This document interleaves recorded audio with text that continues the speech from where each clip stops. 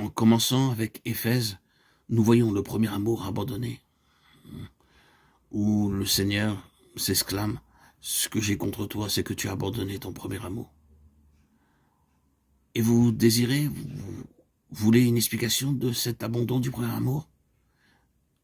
Alors vous découvrez qu'elle ne doit pas être cherchée dans le simple déclin d'un enthousiasme, mais bien dans un antagonisme spirituel raisonné, l'ennemi multipliant ses efforts pour tâcher d'éteindre dans le cœur du croyant le feu de l'amour pour Dieu. Vous savez bien ce qui en est du véritable amour pour le Seigneur. Il ne s'en va pas ainsi de lui-même. Il ne renonce pas de propos délibérés. Il faut plus que cela pour le faire disparaître. Il ne succombe que sous une pression extérieure. Adversité, lutte, découragement tactique, d'épuisement savamment calculé par l'adversaire.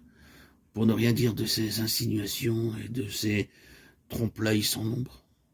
Le piège du monde, la séduction du péché, et cette opposition terrible et systématique qui nous barre parfois le chemin. Des obstacles naturels, cela. Des questions de caractère. C'est bien plus loin qu'il faut chercher l'instigateur de toutes ces choses. C'est contre le trône de Dieu qu'elles sont dirigées, contre cet objectif suprême qui est maintenant devant nous. C'est le subterfuge de Balaam conduisant à l'impudicité spirituelle, c'est la doctrine des Nicolaïtes, c'est la femme Jézabel, la fausse prophétesse, c'est l'apparence de la vie sans la réalité, la simple profession de foi sans rien derrière. Ce sont les protestations de ceux qui se disent juifs et ne le sont pas, mais sont une synagogue de Satan. C'est enfin la tiédeur de la Odyssée. Toutes ces choses représentent les différentes avenues, les voies d'accès par lesquelles l'ennemi a cherché à entrer pour détruire le témoignage. C'est le chandelier qui est le témoignage. Ces églises représentent pour l'époque et pour les localités en cause le témoignage de Dieu sur la terre.